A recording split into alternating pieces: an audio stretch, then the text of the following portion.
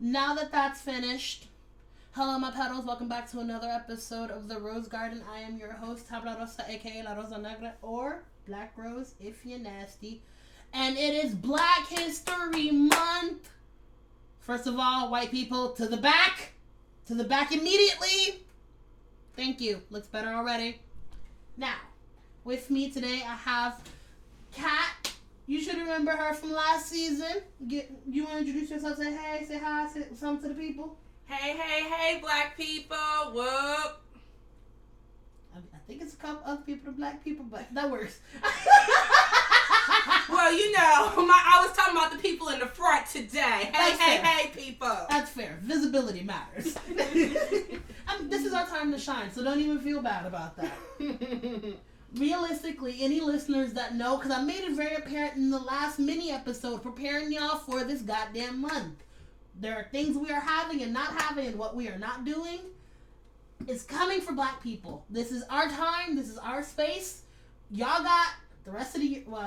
Well, if you're non-black POC, you got your spaces, but not really. But point being, this is our designated time.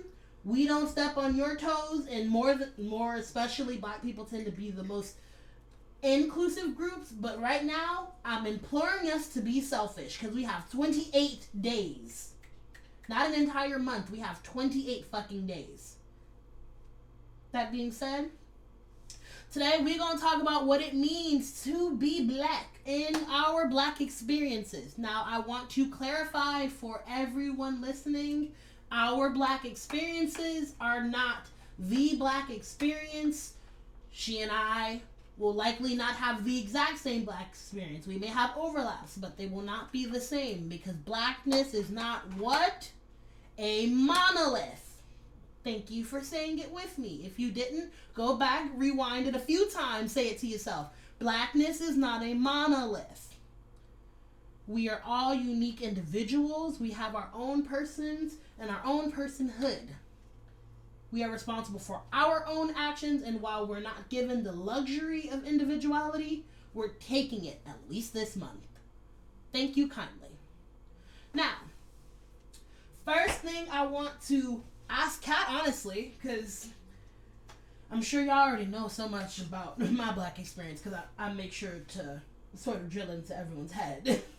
How exactly would you define yourself as a black person, as a black woman? Do you want to specify in that, or do you just want to see black person first? Does it matter? Does it separate for you? Yes, I like to identify myself as black first and foremost. That comes before everything, and make sure that B is capitalized when you say it and when you write it, especially in your academic papers. Please, black is capitalized, okay? It actually makes me feel a little uncomfortable when white people address me as African American. I prefer they just call me what I am, and that is black. Honestly, I have to share that sentiment because it's a little bit awkward for me. I know on my mother's side, at least where part of my lineage comes from, because she's half black, half Afro-Latina from Puerto Rico. Mm-hmm. So it's finding out that information and then realizing I'm like, okay, so quarter Puerto Rico, rest of it's black. Don't know exactly where from. African American don't fit because we didn't immigrate there. We were brought over here from God knows where. African Americans actively can say, I am a Nigerian American, I am an Ethiopian American, a Somali American, so on and so forth. They can always trace back their lineage. For me, it's just, I don't feel like African American actually fits as a title. Because, ADOS, obviously, but where? It's I'm not from an entire continent. And you know what? That actually makes me want to say it even better. Just call me what you already told me I was from the beginning, which was a nigger, which was black. Don't try to change it now to make me feel better about what you want me to be. I'm black, and I like it, and I'm proud of it. Right, we reclaimed it. Don't call me a nigger, actually. I want to clarify that. I don't think Kat actually means call her a nigger at all. And especially at all, because if she don't swing on you, if I'm anywhere nearby, or if I hear about it, I will. Let's be very clear on that. Please don't. I don't want to catch a case. Thank you. Between both of us, somebody's liable to be dead. So, for your safety and my liberty, let's use that word since Americans love it so much. For your safety and my liberty, let's refrain from using any forms of the N-word if you are not black when referring to us. But don't try and sugarcoat or try and apologize to us for what's happened as black individuals, because we've already made our peace with the fact that we don't know where we came from. We've sort of been brought here. It's been a fucked up history, but we're here now. We exist within the world. At least that's my understanding of it. Absolutely. We help build this world of America. Absolutely. Yeah.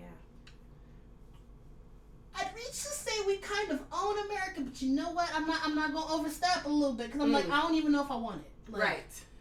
They had us build all this shit with white ideals in mind. I don't know if I want it. I just sort of exist here right now. Absolutely. And then after black, my identity comes my gender, because I am a woman and I identify as a woman. I am femme, and then I am queer.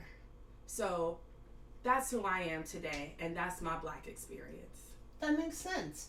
I'm actually going to do an episode on black femininity, so I'll probably have you back for that one as well. Call it maybe a part 2, or maybe you can call this, like, it's its own idea, but call it an introductory episode to blackness, because it's not going to get much easier for you. I'd like you to know that. It might be more entertaining, because different voices and different perspectives and different people I know may bring different comedic values. So it might be more entertaining, but not going to be easy. None of these conversations are going to be easy this month. Let's make that very clear for you as well.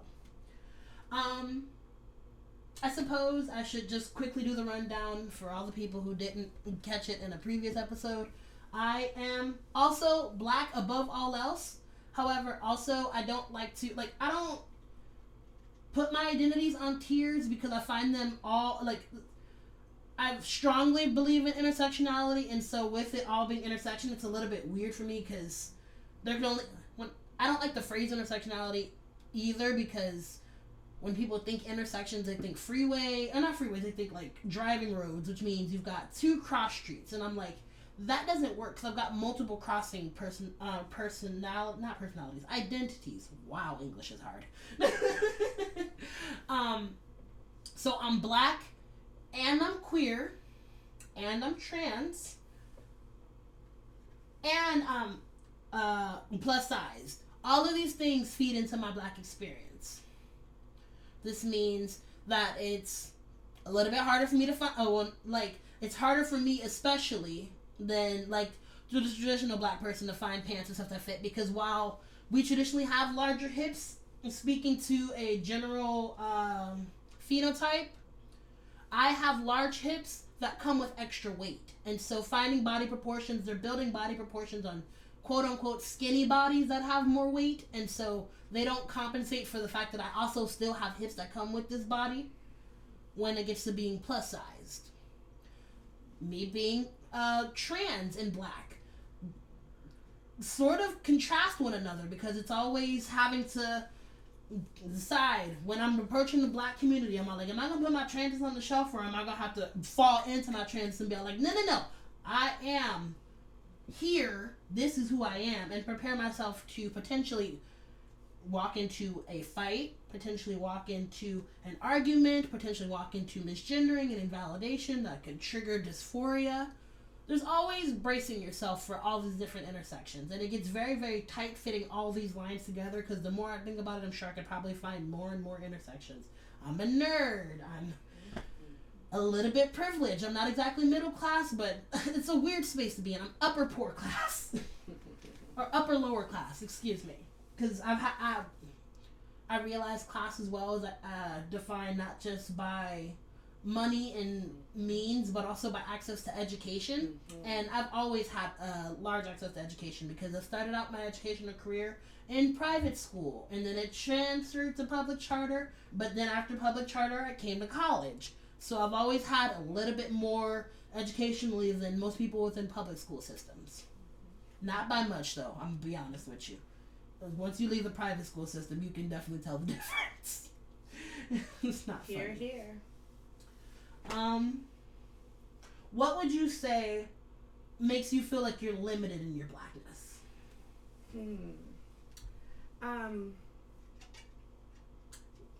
I think I feel limited in my blackness due to social constructs that define institutions in that way to make me feel limited. I'm limited. I feel limited in how beautiful I am due to social constructs of beauty based on European ideals, and not going back to ancient Egyptians, who really are the true identifiers of beauty in this world.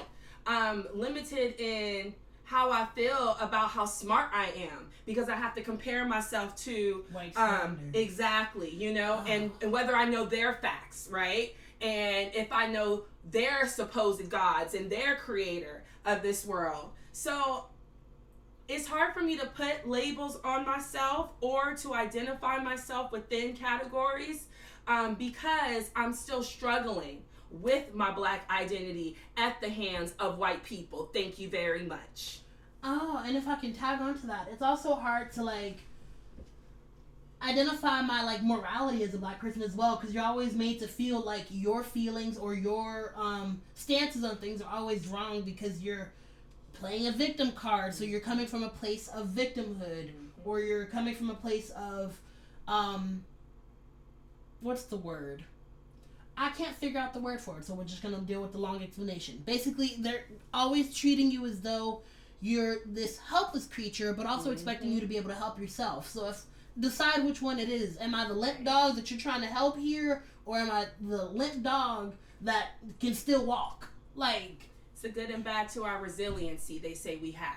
Oh, I hate being strong. Oh, I fucking hate it. Like, especially as a femme presenting, I hate being perceived as this strong black woman, because to be strong black woman means to carry the weight of the world, and I mean that quite literally.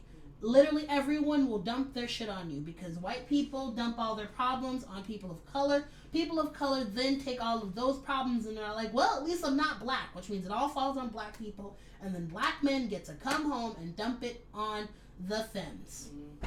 Yep. And then slight tangent, because I realized it can go both ways. It's a little bit of an awkward hot potato situation. Black queer men are like essentially the lowest on the unfortunate totem pole, even though I don't like referring to it. We do have one. Is going to be the black queer woman, because black queer men still have that male privilege that sort of like not necessarily offsets, it just also allows the pendulum to swing a little bit. Absolutely. Because we are the most hated. The black woman, whether femme, non-femme, non-gender identifying, if you're perceived by society as a black woman, you are the most hated, the most discriminated. We can look at statistics and we can put natives and indigenous populations above us in certain categories of domestic abuse and whatnot, but across the board, disproportionately, we are hated.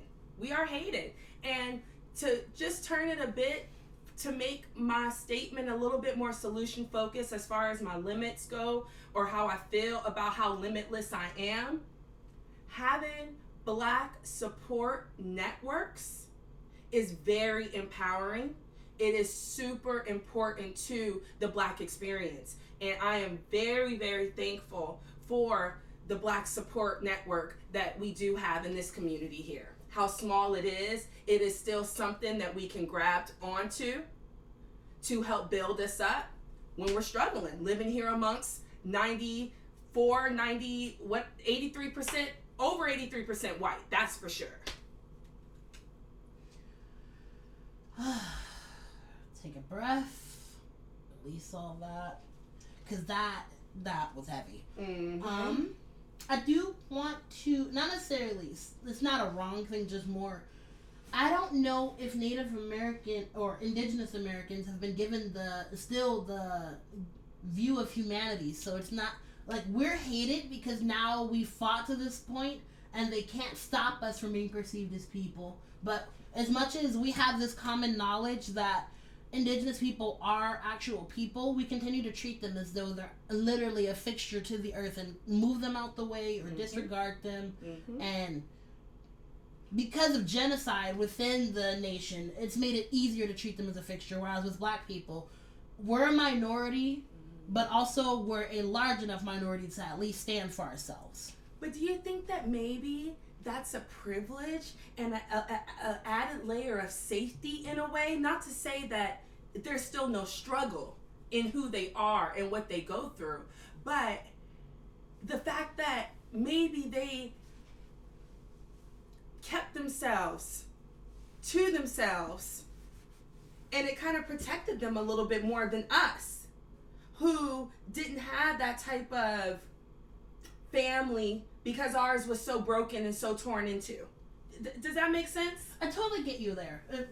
I want to say, as much as it's hard to have that fixture, at least they have moving units where they can always say, this is where we come from. And there's, especially with their traditions, it's a little bit harder to retain them with the loss of people, especially, again, through repeated genocides and medical bioterrorism and so many other things that have, again, also happened to us. But at least within them, they've gotten to maintain and retain at least a portion of their culture that they can truly identify and say, this is where we started, and although we're not there now, this is what we have, this is what we cherish, this is who we were, this is who we are now. And it's a shitty journey, because I feel like I can't truly speak to the indigenous experience or struggle, because everybody, this black swears somebody got some Indian blood in them, and it's quite possible, because there was a whole bunch of indigenous and black mingling, but there was a whole rule that came along for indigenous people to be identified. They had to stop mixing with anyone who wasn't indigenous, except for white people, but also it was like, it's confusing. But it was surprising for me to learn when I moved here to Northern California how many white folk had identified. I was like, wait a second, my grandma told me I was Native. My grandma told me we had Cherokee. But where's my Native at? Right. But all these white folk around here calling themselves, and I ain't even gonna go there. There's so many white indigenous folk. Honestly, if you won't go there, I will, because I won't deny his indigenous lineage, because that is not my place. That's not my job. I'm not gonna gatekeep indigenous identities. However, I find it very, very intriguing that the only publicly stated indigenous person who was ever on Drag Race was a very white man from, I think he's from one of those like traditionally white considered states. It was like Minnesota or Wisconsin or something like that. Trixie Mattel, my dear, you are indigenous but very, very white passing. Right. And so repeating that you're indigenous does not erase your white experience of the world. Right. And it also doesn't make it okay for you to make Holocaust jokes or other edgy jokes like that. Just because you're, like, especially considering, again, you're very white passing, it makes it hit a little bit harder. But then you have also white passing indigenous people who realize their white passingness. Absolutely. Like, I'm gonna go ahead and shout out my friend JJ. She's trans and indigenous but white passing, but realizes the space within the white passingness. Where like, I realize that I am white passing, and since I am white passing, I navigate the world with the privilege to view things from a white point of view. I don't deny or not understand my background, but I still look at everything from a white guise, because as much as I know my history, I also realize I've been given whiteness. And so there's that actively using whiteness to her advantage to assist me, because when I need to, or if I need to within spaces, she's more than willing to use her voice. And then as well, with using her voice, I wouldn't ask her to, but she'd be willing to put her body on the line. Absolutely. Enlightenment. I think that's a huge part of the Black experience, you know. We can say that being angry is a part of the Black experience, but liberation is even more important to the Black experience. Recognizing your challenges, your struggles, but also seeing the privilege in some of your experiences or your intersections, right? For example, me being a femme queer, okay?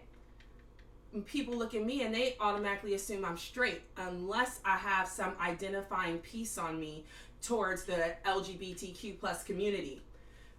Nonetheless, I start wearing more identifying pieces to make sure that I exercise my privilege, and I just don't walk around here when I'm safe to do so and not admit into the world who I am, because a lot of people can't. And so I think that we all have to be enlightened to kind of just figure out how to lift up others and how to empower others so that we all can get a seat at this table. I do have a question to that, though. Mm-hmm. Do you ever feel the need to, like, sort of radicalize? Because I find myself in this space, and I'm using the similar example of me being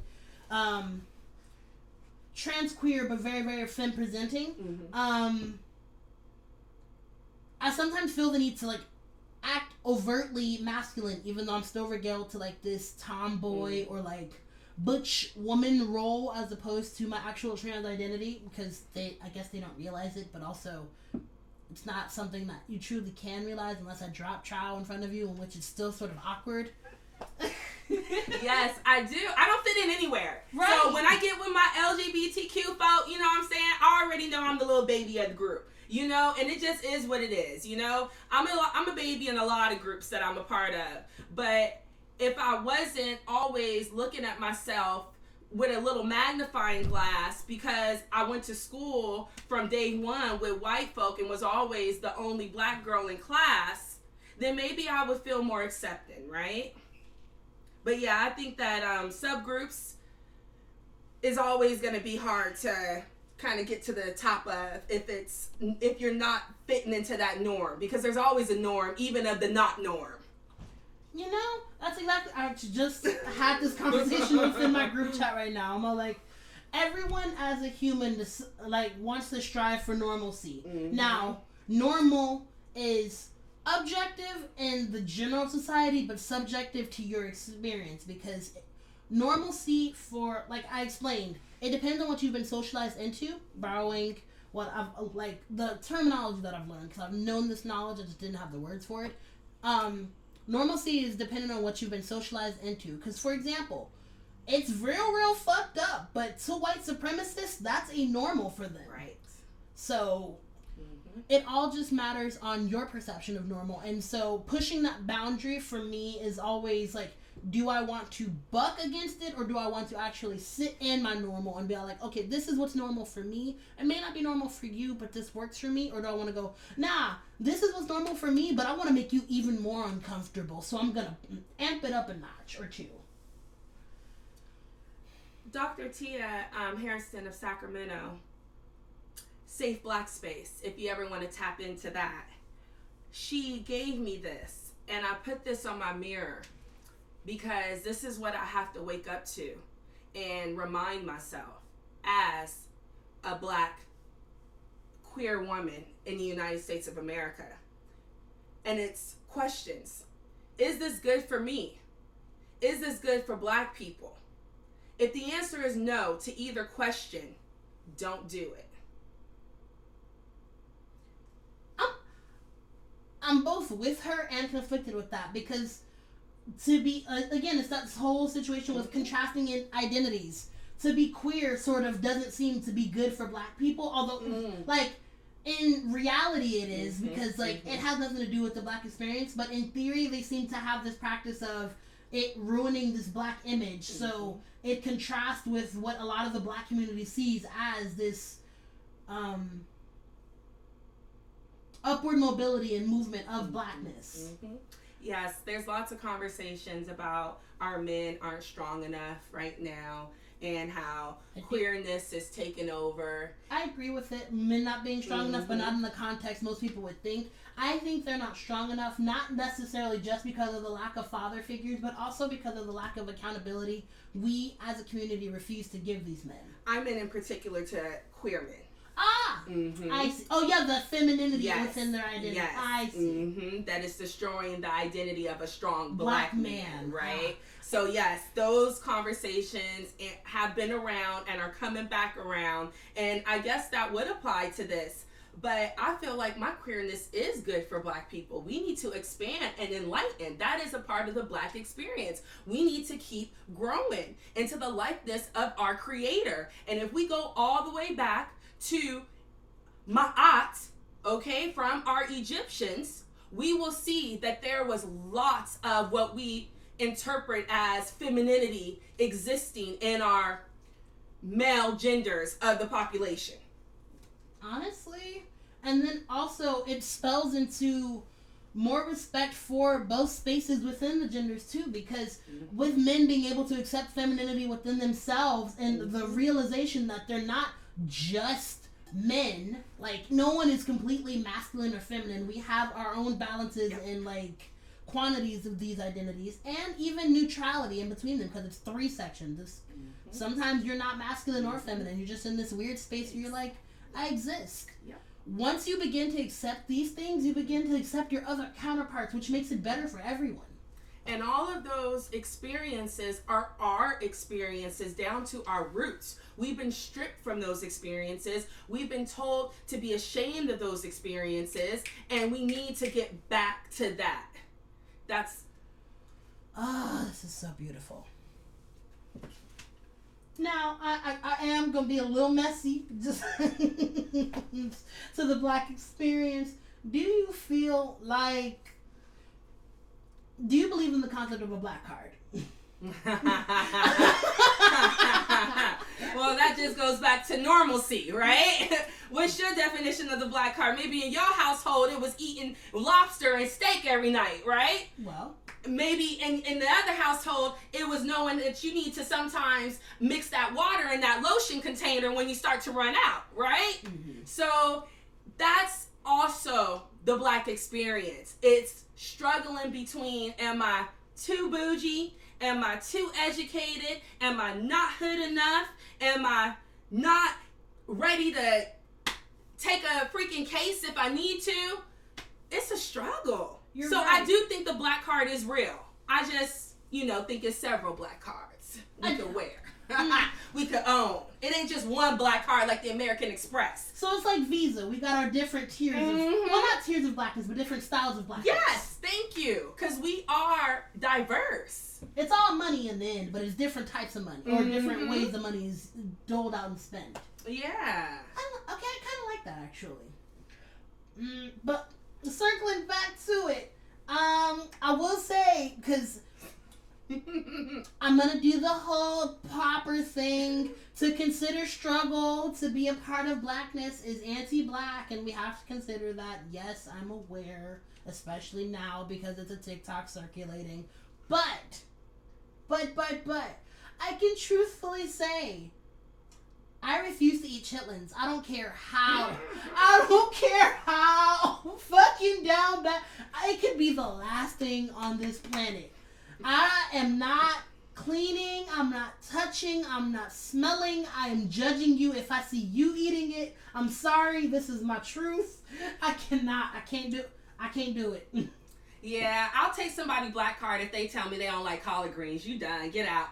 You ain't coming in my house. See, I don't like certain collard greens. I can't do turnips. But I think like us. Well, no, you just said collards. Collards. I mean, I make kale and mix them into my greens. That works. I mix cabbage in mine. So. But now we getting our black card pulled. Now we eating kale.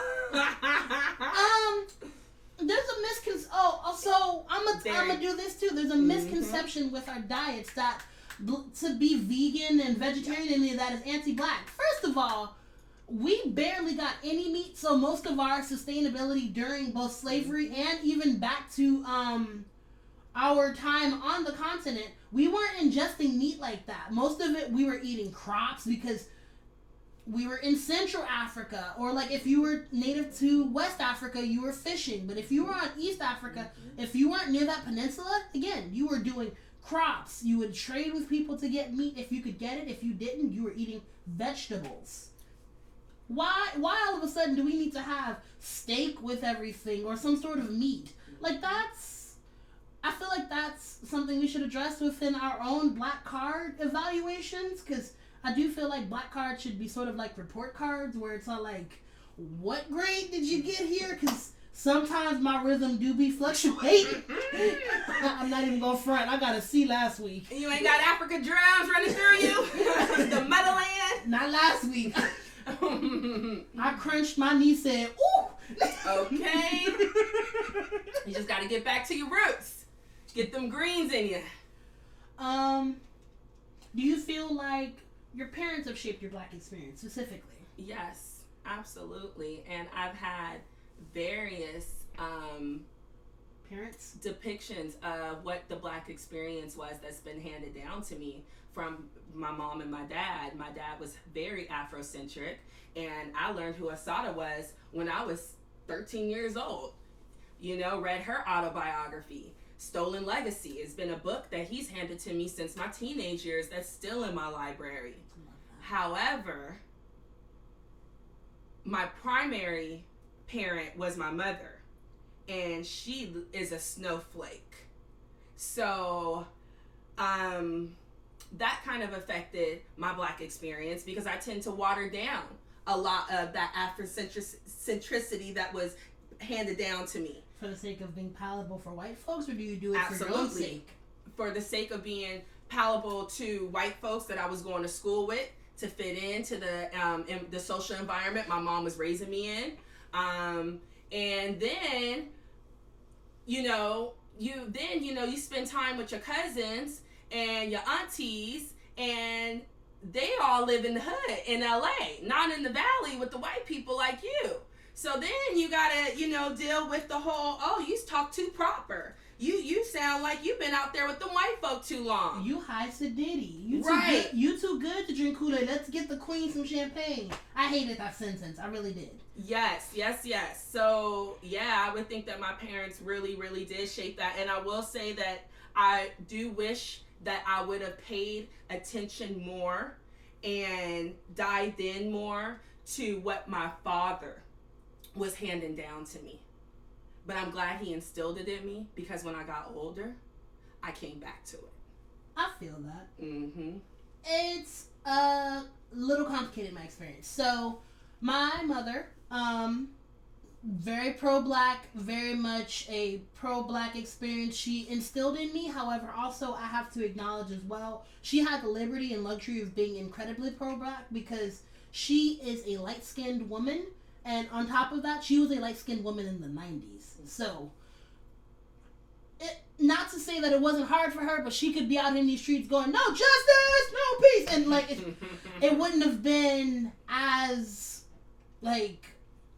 harshly received. However, also, I have to acknowledge that her blackness was more so speaking to the hip-hop existence. It wasn't social justice topics. It was more so speaking to, she'll bust down a sugar-free lyric in a heartbeat. Put any old head to shame. I promise you that. I can promise you that. In fact, I constantly go back home. Anytime I go home, I raid her CD collection because she has this gigantic bin of different CDs she's always retained over the years. Always find something new. There's always a new artist in there that I've not heard of. There's always a new song. There's always... I love getting to her old mixes too, because it's always seeing different breakdowns, because artists didn't always do the same rendition of songs. And so I got a lot of both my musicality and my my personality and even social experience of blackness from my mother. However, alternately, I got my militant and political blackness and a lot of my structure of blackness from my father. And it was a little bit of a tampered situation, because while my father was incredibly pro-black in that light and very militant and structured, he was also very hypocritical and toxic. So it was one of those things where, how do I figure out what part of this I need to listen to, what part of this I need to cast aside, what part of this is actually valuable, what part of this is just you being a piece of shit. And then also I had to figure out and learn as I got educated both in the school system and independently, what parts of different things he was saying were prejudices that he were sort of pushing upon me that I had to unlearn. And even still to this day, I've got one of those, like, fuck you crackers kind of mindsets that comes out, especially when pushed. Like, I've got my mother's side of it where I can be palatable, and like, again, with her, like, they both were strict about education, but she was really, really adamant about me getting into my books and stuff, and so it was a passion of mine at a young age, so she really fed and nurtured me reading different encyclopedias. I had access to different, like, animal books. I had access to a whole bunch of different sciences. She had no problem taking me to the library. Like I said, I started out in private school, too, so I had a wider scope of education as well. I initially started out learning Swahili in kindergarten. These, like, it was, I went to Marcus Garvey private school. That was a part of my black experience, again, from my mother, because she was sewing into black education. So it's been an interesting thing also to learning, because we call it code switching now. It was I used to call it back in the day my mama's bill collector voice or her telephone voice. Get it from my mama. That's exactly what it is. Because I've never, like, I've known my father, and I considered it partially ignorant, but now that I've gotten older and started realizing it, I'm like, no, he just didn't decide. He made the active decision not to code switch, because he doesn't talk like astute or professionally to anyone unless he, like, really... It's got to be one of the things where he actually trusts you to want to take off the... I hate to say ignorant guys, but that's kind of what it is. Like, to tone down the, like... the 70s jive turkey thing. Also, I should probably note, there's an age difference between my mother and my father. There's a 13-year age difference. So, my father's in his 60s right now. My mother just got to her 50s. So... But you mentioned one of the, I guess, the privilege in that dual black experience is that it built the skills to be able to code switch effectively, which is an important skill to have as a black person. You need to be able to get a seat at that table when it's necessary, but also put them in their place when it's necessary. It made me very black adaptable, which it started out like, it was definitely a skill of trial and error, because elementary school was hard as fuck, and then middle school, it was hard, but I sort of learned more and more, and then as I got to high school, I didn't have exactly a mastery of it, because, well, I was better at doing that whole black flip switch, where people knew I was smart, but also I could still be funny, but there was still the figuring out that sense of annoyance, because I was incredibly immature in all other aspects, because I was incredibly intelligent, but that's a different conversation. But I had the luxury of, since I had both of those aspects of blackness, having to figure out, okay, what if I put a couple drops of this with a little bit of this, and figuring out what worked with people, and it made me it grew to the point where I ended high school on a note where I don't think I had any enemies. And I don't think a lot of people can say that at all. Like, I'm not saying I was everyone's favorite, but I was incredibly palatable to some capacity for everybody. Now, I won't reach to say that everyone was my friend, because that would be delusional, but yeah, there's still, like, actively to this day, many different people from high school would, if I friended them on Facebook, which I'm probably not going to do, because I don't really feel the need to, like, reach back for people in high school. It's one of those things where if I re-experience you in the world now, because I'm an adult and I've got to reintroduce myself, especially because I wasn't trans in high school, I didn't have the terminology for it. I just sort of referred to myself as a unicorn, which fucking got ruined for me in 2020. So fuck you to the person who, like, explained unicorn hunting and as well also was unicorn hunting. When did that become a thing? Sorry, I'm like... Side tangent. It's yes, okay. Because it's like, first it was like, okay, you know, don't really go there with the unicorn thing, because it might be, like, disrespectful to certain cultures and whatnot. Wait, why?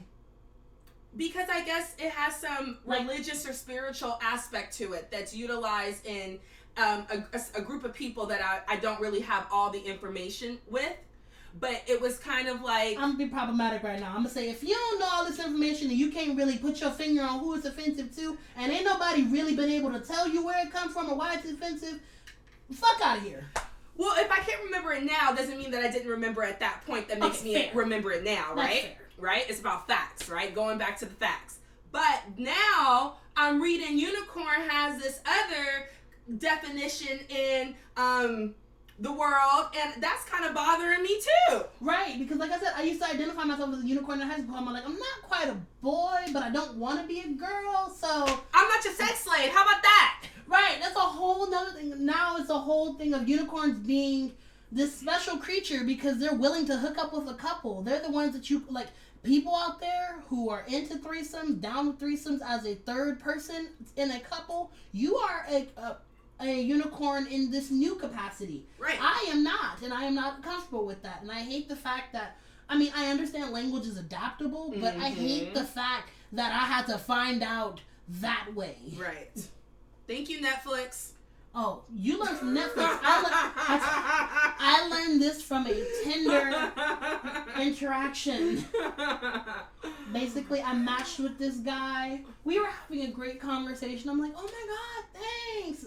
And then he brings up the whole thing and they're like, so tell me, what made you be a unicorn? And I go to explain it. He's like, oh, that's not at all what I said. I'm like, well, what did you think I meant? I'm like, I understand different deviations of it, but sure, go ahead and tell me your definition. He's all like, oh no, I'm actively in a couple right now. A unicorn, I thought you were someone who would have been interested in perhaps getting with us. I'm like, the fuck? When I tell you, I do not make practice of ghosting people. As shitty a texter as I am, if you text me, I'll eventually get back to you. I have yet to talk to this man since. Done. Exactly. Do you feel like also, because I feel like actually that plays into this whole Black experience thing. Do you feel like we're sort of regaled to these roles of, like, or at least Black femmes, we're regaled to these roles of like incredibly freakiness? Yes. Okay. So I was in a situation where I was in need of help, and the person who came to provide the help thought that because I had my titties out and my booty crack showing through my Daisy Dukes on, that meant that I was some type of Black porn star that was ready to just drop it like it's hot and put my ass and back it up all on them. So yeah, I do think that what everyone assumes that what they see on TV is what they get, whether that be the man running away from the cops, you know, with the cops shooting him in the back, or that be the girl in the video dropping it like it's hot. Big booty bitches! Which I can do, by the way, but not when I feel like it. It's How not about on that? command, it's Thank when you. I want to. Thank you. Also, like, on the flip side of that, because I found myself having this conversation as well. Black people are actually, like, in active practice, more sexually conservative because we're afraid to venture out, mostly out of this, like, it's a sense of wanting normalcy within the world, but also, like, we've been put into this pariah space so long that we're afraid that if we decide to venture off and do anything, it's gonna affect the Black community. So again, we can't be queer or like anything that even seems queer adjacent, which causes men to, like, I'm not saying you gotta go and get your ass ate or any of that. I'm never gonna tell you to do anything you're not comfortable with. I'm just saying address your discomfort and where it's come from and fix that issue. You still don't have to do it after you fix that issue, but address where it came from. Let me give you a little bit more context. The person I called for help was an officer. How about that? What the? Oh, fuck. Okay. Fuck so no. for the officer to help me and see me in that attire at that particular time, and to assume so many different things about me based off of whatever fucking thoughts going on in his head or what society has taught him, that's unfortunate for us Black women. We can't wear, you know what I'm saying, our extensions without being called bald-headed, right? We can't have our ass out without being called a hoe.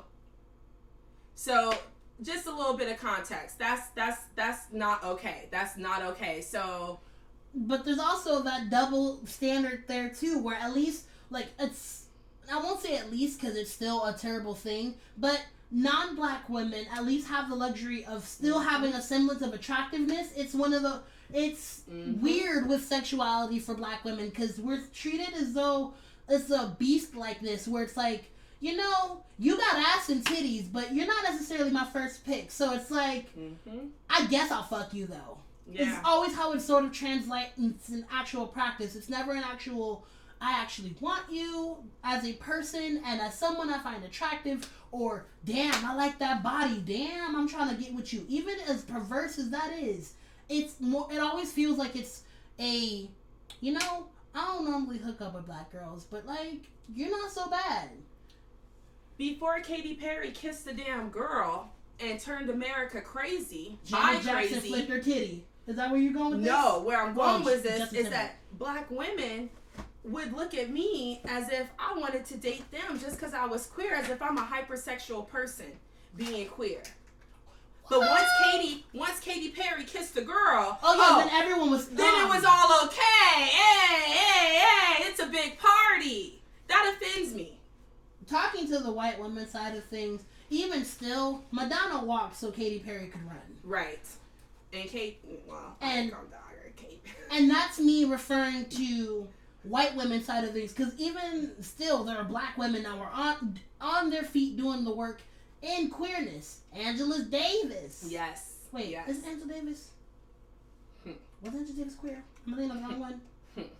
Well, we gonna keep my queer radar to myself on Angela Davis. I will say, I genuinely believe Bell Hooks was queer. Yeah, well, she was a feminine, and you talking about Audre Lorde? That's who you going? Audre Lorde too. I know for sure she was queer, but I want to say Bell Hooks was queer.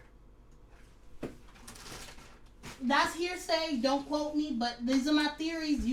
I will provide evidence if asked, but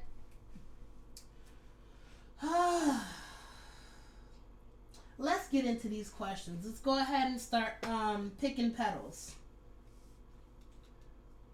We already sort of answered that one. I want to start off this one. We can start with my mentor and favorite professor, Dr. Lisa Johnson. She has a question. I mean, I guess it's a bit preemptive, but I guess we can start there too. She says, what's your vision for the future of blackness and like where we'll be? And I forgot what the other half of the question was. It'll come to me. Oh, wow. The vision that I think I have is the vision of Black excellence. With Dr. J presence here in this community, I don't see anything other than success, change, perseverance, and pain, but good pain. My vision for us in its entirety, I don't want to be pessimistic, so it's okay. Give me your pessimism. It's not always a pretty picture of blackness, but I want to know where it leads. Let's get on the rabbit hole. I get offended though, because I think I get offended about the energy of pessimism that overloads us, because there's no pot of gold at the end of our rainbow. Right. There's no real solution, you know? It's always so many theories, so much talk, so much conversation about our struggle, our anger, our frustration, our pain, our hurt. But all I can do is have hope, because if I don't have hope, then I'll be out here killing every last one of them. I mean, the national anthem said, sing a song full of the hope that the dark past has taught us. So I feel like that's always going to be our striving number there.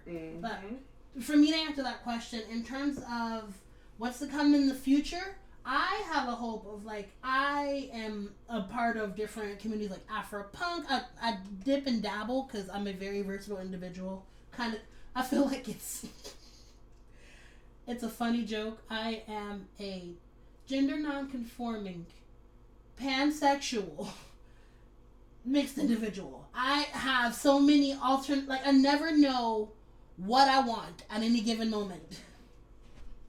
I'm always not amalgamation, that's a negative term, but some sort of trinity, or not trinity, but a mixture of all these things, or I'm always swaying back and forth. So one day I'm all like, oh my god, just please find me a black queen to step on me. Do it right now. And then the next day I'm all like, sir, get your ass over here on your knees right now. Let's do this. Aren't you a water or earth sign? I'm an earth sign, yes. Okay.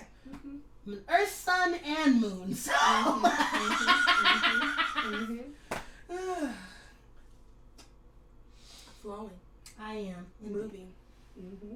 But I want to say, like, in those visions of, like, Afropunk and Afrofuturism, you got all these images of, like, black people in space, or black people, not necessarily in space, but, like, doing these, like, futuristic things where they exist in their own reality.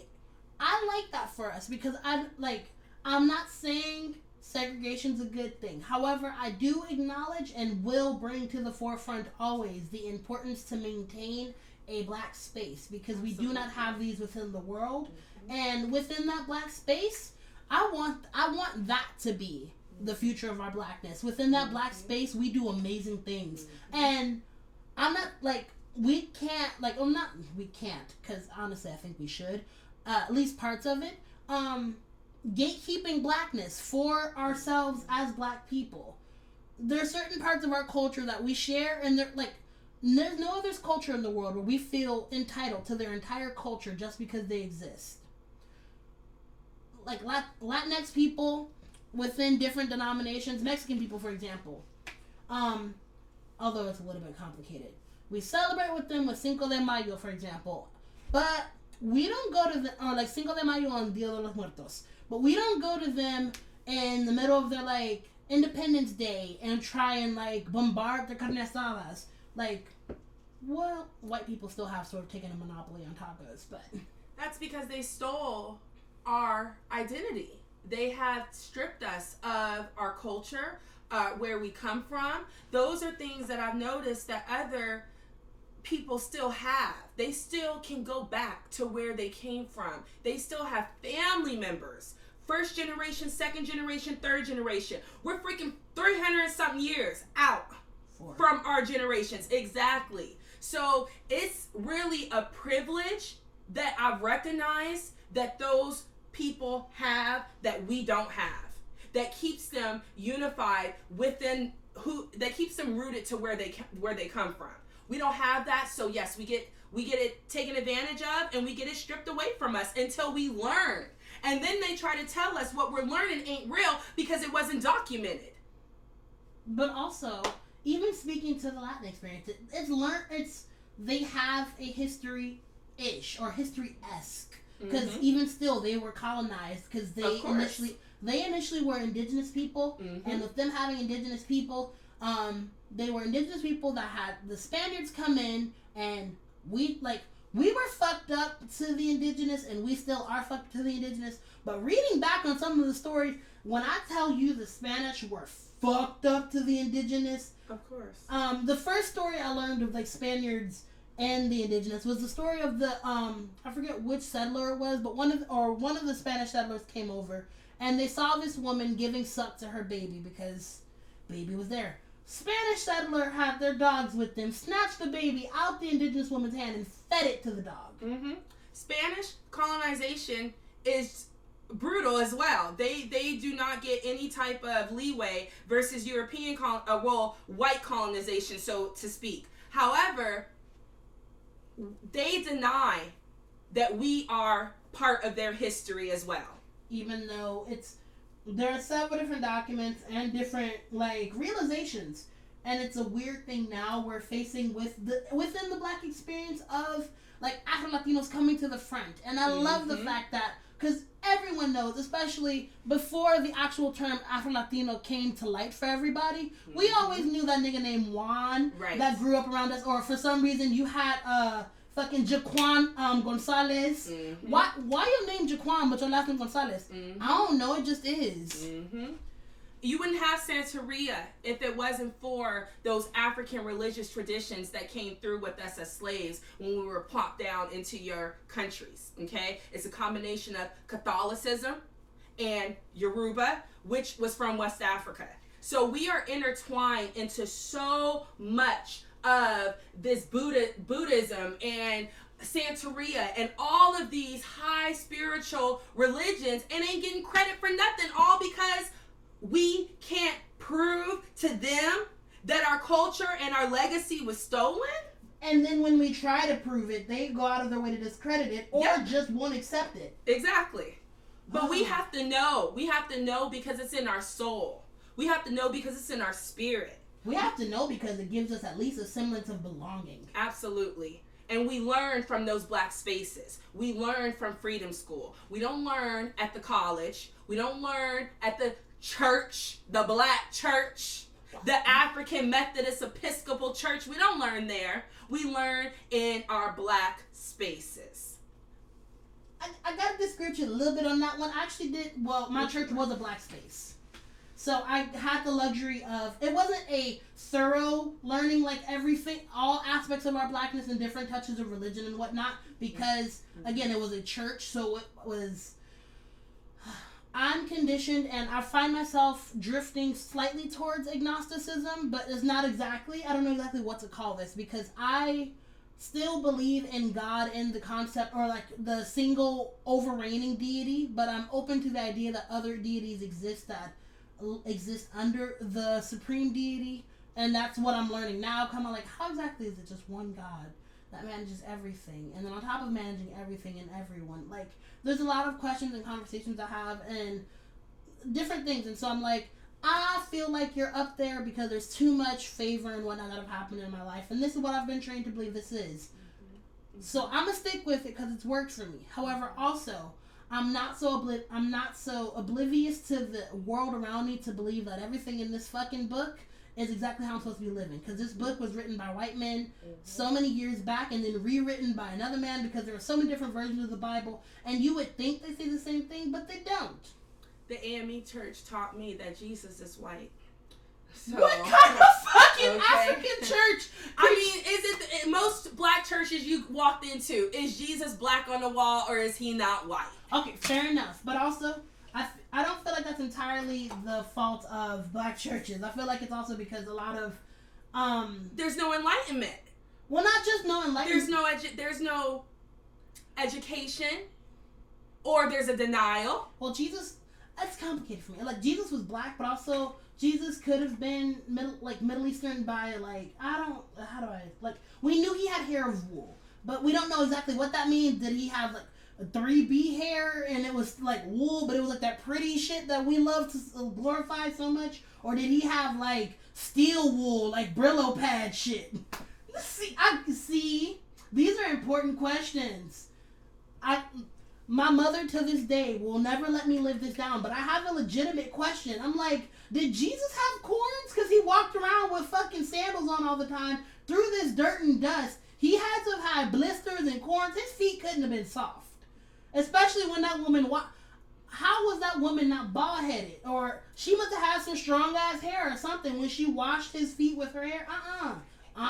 Jesus' feet was smooth with all that myrrh and frankincense and all them foot baths he used to give to all the people. That's different though. He gave them to the people, so his hands might have been soft, but their feet was crunchy. Their feet was fucking crunchy. Poor Jesus. He didn't have no shea butter. See, now if he was black, he would have had shea butter. Do you feel like music has shaped your black experience, and if you had listened to a different genre of music growing up, you would be different? I think that music definitely plays a part in who I am as a black person. I think that in my family, I didn't grow up listening to Frank Sinatra, okay? So, you know, our music kind of started, after the 1950s, you know, maybe the music in my family that we listening to. Oh, it started, the generation. Maybe listen to like the 60s and stuff, the spinning tops, maybe Ella Fitzgerald a little bit, you know, earlier than that. Mahalia Jackson. But that's the music that I was taught. I wasn't taught about anything else before that or anything of white music. I was only taught about Motown, the blues, okay, jazz, and hip hop. That's the music that helped define my black experience. Now that I've gotten older, I've explored now African, Payo Mayombe, and all kind of other just different styles of music. How about Afro pop? Okay? Right. You know what I'm saying? Some music from Nigeria. Because what's popular over here is not popular in Africa, so Afropop is very important. Yep. And it started to make me understand though, how come the first music I've learned about is Motown. We was existing before that. True. You know? What was we doing back when Frank Sinatra was running around talking about singing in the rain? We was well, Sinatra was the 40s or 50s? 40s. Okay, 40s. Mm-hmm. We had doo-wop. Mm-hmm. We had our own doo-wop music. I remember that actually because I had the luxury. I don't know. Well, I had a diverse music history, but again, this was more so attributed to my mother than anything. But not to say my mother didn't listen to jazz, but my father was a major jazz connoisseur. I know I have active memories growing up of him constantly turning to 94.7 The Way. Now, sorry, we're both from LA, same parts. It's a jazz station that you would know from Los Angeles. Right, if you're from there, you know that sound. Kenny G, who was on there all the time and wasn't even black. Wait, what? Kenny G. Kenny G's not black? I just got the Tina Marie's experience all over again! Ah! Yeah, I no. hate it here! Mm-mm. He's just a white boy with curly hair! That's it. He like the real jazz that goes back to American jazz. No, but I mean, it was, again, my introduction. I had Donny Hathaway as well. So Donny and Layla Hathaway. I had, like I said, there was Ella Fitzgerald. I had exposure to, who else was it? Look, well, Mahalia Jackson wasn't actually jazz, but sort of she took gospel turn to. Right, gospel. Motown. Yep. My father was also really, really big into Patti LaBelle, so there was no way I wasn't gonna get all that soul and R&B growing up. Yep. B.B. King. Diana Ross. Yep. Dionne Warwick was actually I learned about her in the context of soul music, but then actually exploring her catalog is how I got into enjoying Broadway songs and show tunes and musicals and whatnot. I got exposure to country music, and I didn't know at the time, but I resonated with it, and I later learned that country music came from black people. Yes. There was me listening to rock, and this was different to my family actually, because it was always funny growing up hearing people go, you listen to that white people shit. And my mom, sometimes she would make that joke too, but also she would let me ride, because she's like, go ahead, listen to all the music. And then I grew up and I'm all like, actually, it's not white people shit. And I don't know why I felt the need to try and fight my family on this and go back and you were wrong! but I did. And she's like, I know, I just needed you to get there. And if I'd have handed you that then, what good would it do you now? But I don't know that if I would be a different person. Maybe if I grew up listening to more pop, I listened to the same frame of pop music that black people growing up listened to. So I had my Avril Lavigne, I had my Katy Perry, I had my Taylor Swift. These are the white people I can name off the top of my head. I had my Madonna because my mom grew up around that time. But it was always the popular music that was adjacent and very, very it had to be top 100 because it wasn't going to be anything more than that. I couldn't really, like I said, I couldn't name Frank Sinatra as a kid. I can do it now, but I couldn't name Frank Sinatra, but I can name Otis Redding. I can name Sam Cooke. That was my experience of music. So actually, now that I'm thinking about it, my music was very, very black growing up until I started to venture out myself and with different TV and radio exposure, listen to more different types of genres. But maybe it would have changed my growing up, because now that I think about it, I'm I was kind of Negrofied in my music. So maybe if I'd have grown up, especially with my access to education and everything, just changing the music I was listening to, I don't know. Ooh, would I have been a coon? I hope not. If I exist in some alternate universe and I'm a coon, somebody please, because I know within that alternate universe there's gotta be there's gotta be technology. Because I know if I was a coon, there's gotta be a brilliant mind that's invented how to reach the dimensions. Shoot me immediately. Kill that me. I don't want that me to exist in this world no more. But on the subject of music, I'm gonna go ahead into plugging new roots, and I'm gonna go ahead and go first in this because it's imperative that we have our 5 songs. Also, I don't know if you've paid attention. Each week, those playlists are collaborative. So, the links to the songs, while I am laying out the groundwork with these songs, you're more than welcome to add songs into it as well. Because this is supposed to be our experience. As a petal, I want you to feel like a part of this hedge. Because we are family. Actually, that's song number 4. But, oh well. Song number 1, for obvious fucking reasons. And I'm black, y'all. And I'm black, y'all. And I'm bliggity black. And I'm black, y'all. And I'm bliggity black. I'm not finna do that right now.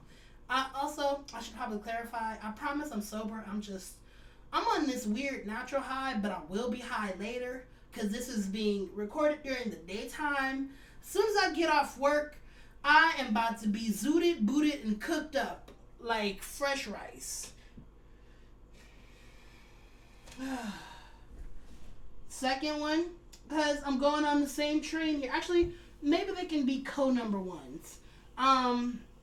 Say It Loud by James Brown, because these are, again, black mantras. So if we're going to start this month with Black History, we're going to start it right. We've got our hip-hop version of it, and then we got our soul version. Say it loud! I'm black and I'm proud! And I don't care if you don't know none of the other words, which it doesn't have too many other words, but just say that part over and over. As a matter of fact, put it on a loop. Now, if you're not black, don't put it on a loop. If you, you can encourage other black people. You can go, say it loud, but if you say I'm black and I'm proud, just know I'm going to slap you. Because you look stupid. You look dumb.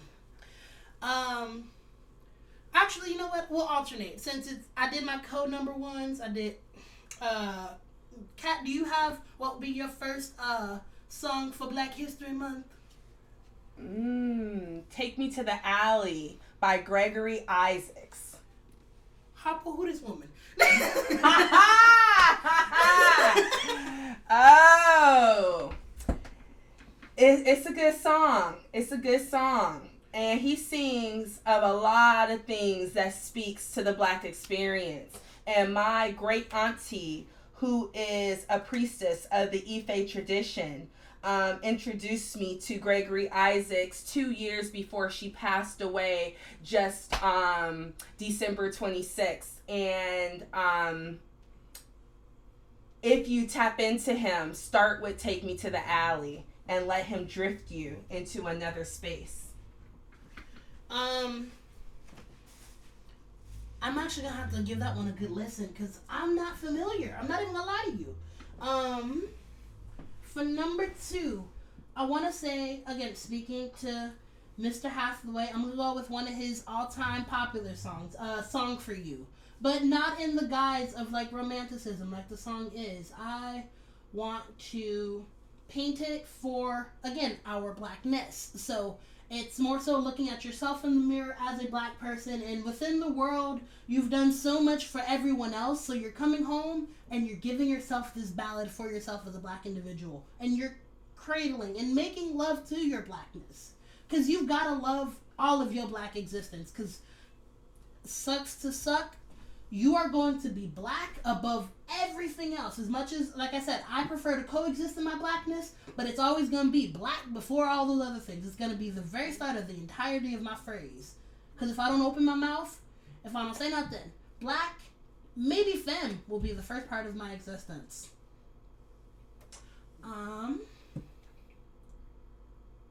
What would you do for number 2?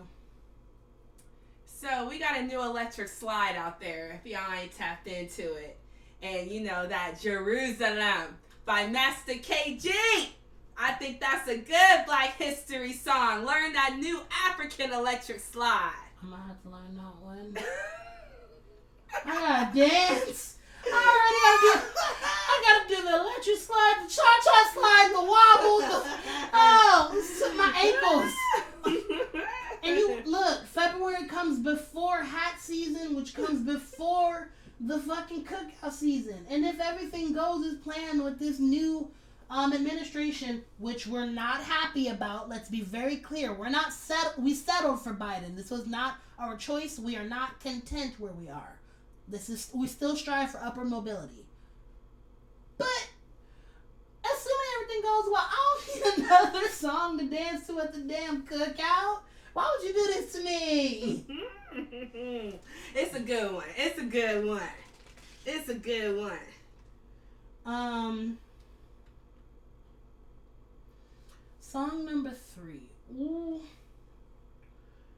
I'm gonna do Fubu by Solange, because this shit is for us. Yes, absolutely. Some shit you can't touch. This shit is for us. All my niggas in the whole world know. You know what? Let me stop before I really get into this damn song. Because, it's just so good to my soul. What's your number 3? Number three. Shout out for number 3. Okay, I've been playing this song almost every morning since Christmas. It's helped me come into the new year. And it's Tasha Cobbs-Leonard, Your Spirit, featuring Kiara Shear. Okay, yes. A little gospel moment. We need Jesus. Because it's always in us. Right, we need Jesus in our music. It's unfortunate, but I won't say Jesus. Your spirit. We need spirituality in our music. There you go, because the creator, the highest, right? Yes. The most powerful, can be anything you perceive that to be, right? It could be Jesus. It could be Yahweh. It could be Elijah. It could be Buddha. But it could be the universe. Exactly. But we all just need to recognize that there is a higher power outside of us. Number 4 for me, because I want to take this moment. It's an ode to queer culture because it's a voguing song, but as well as it being a voguing song, it's also a song by a black woman who is speaking to her black experience. Attitude by LaKaylee 47. So what? I got an attitude. Bitch, I got an attitude. Check it. Period. Like, there is no reason for me to be happy. First of all, there are a few reasons for me to be happy in general in this world. But then on top of that, I and most black people I've met are kind individuals, but are not necessarily nice. And we don't have to be nice, because fuck your feelings. I'm here to get shit done. But while I'm here, this isn't to say I'm finna be fucked up to you. You can be mean and feed somebody. You can be nice and watch somebody starve, because you're like, oh, being nice is, oh my God, I'm so sorry you're homeless. You can be mean and go and get a homeless person a sandwich. There's a major difference there. You see the disconnect? Kind gets shit done. Nice makes you feel good. What's your number 4? I'm sorry. That was me being angry. You know what? I'm not going to apologize. I'm not sorry for being angry. I'm sorry it was long-winded. All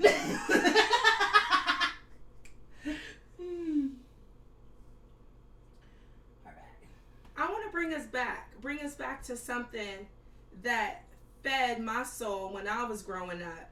Something to get me back into the 90s, okay? Something to give us a little bit of that hip-hop feel.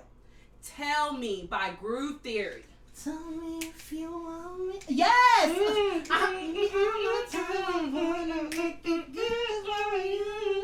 Yes, I love that. Okay.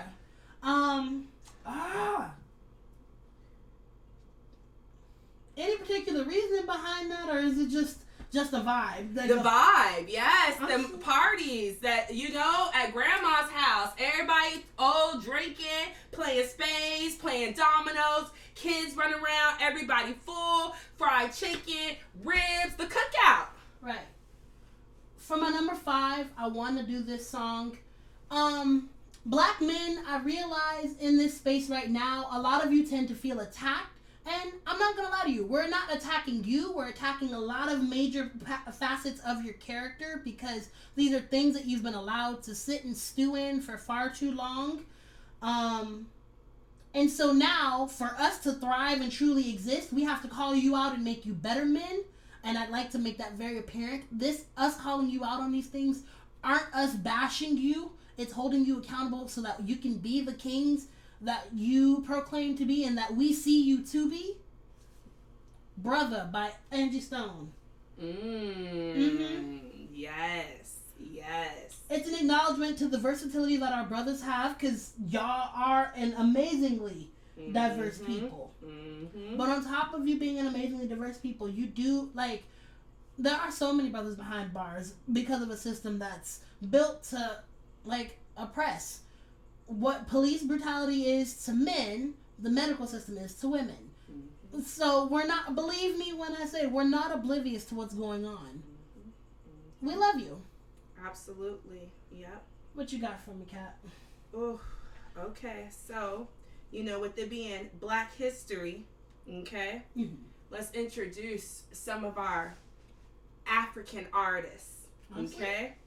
We got Makambo by Jeffrey Oriema. Talk to me. Yes. Okay? Explore some artists who are speaking our native tongue that we may not understand, but we can feel the music.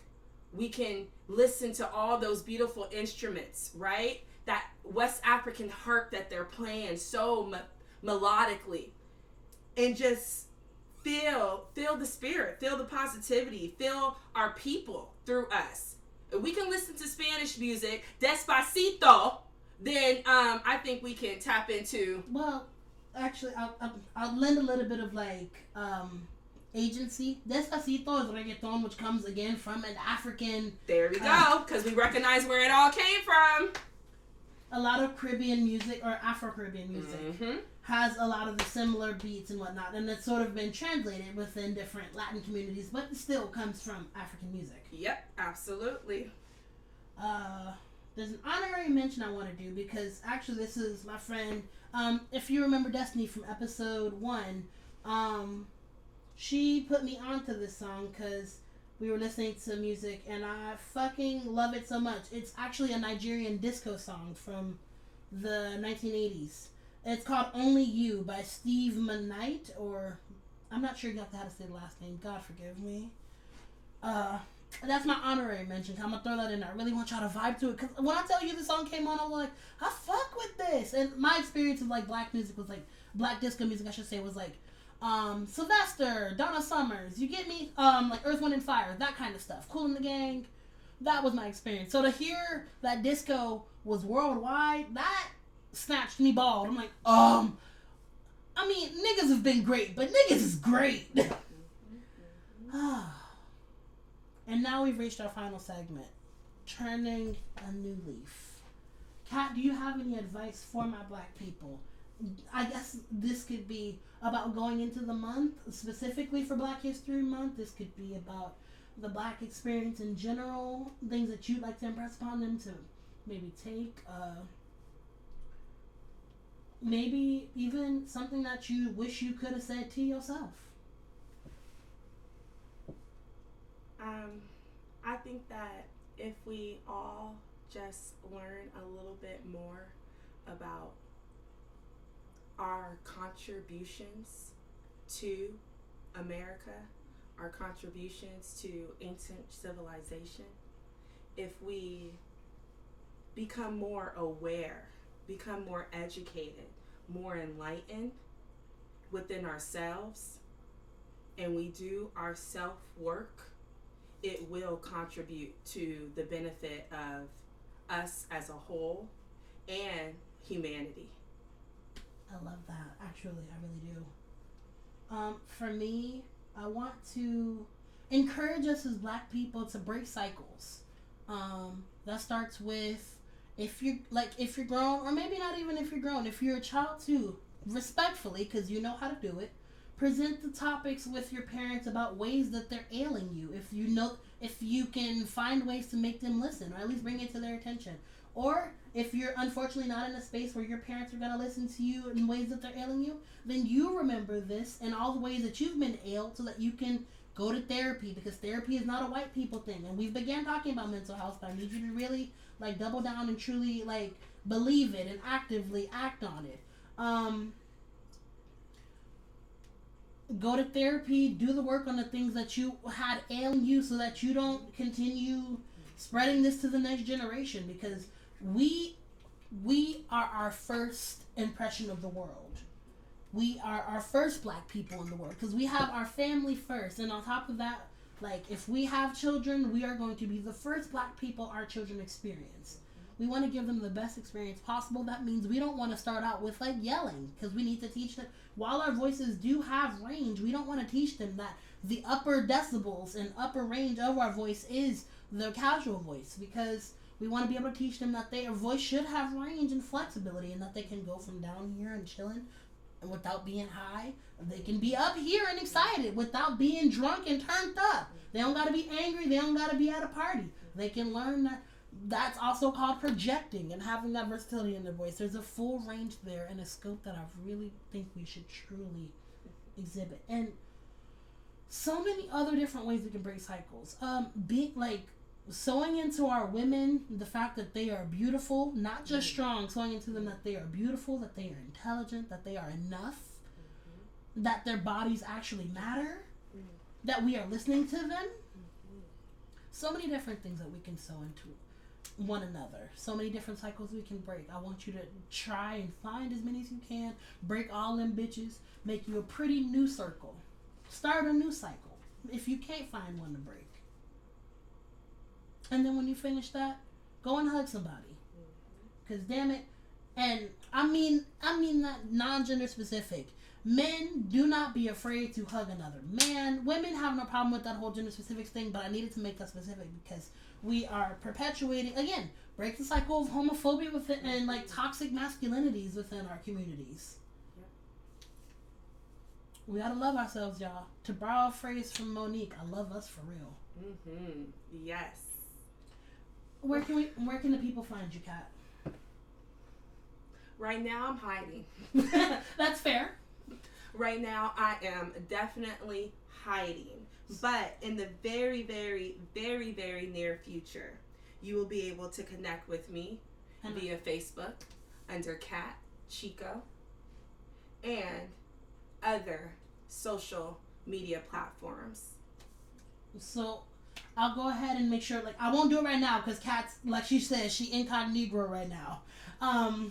When she releases all this information, I'll go ahead and plug it in the description information below for you to find her, as well as give her the noted shout out, because you know I love to plug my people. It's been a real one. I love you guys always. Thank you for letting me be myself. Thank you for being here, Kat. I'll catch you all on the next one. Bye, y'all.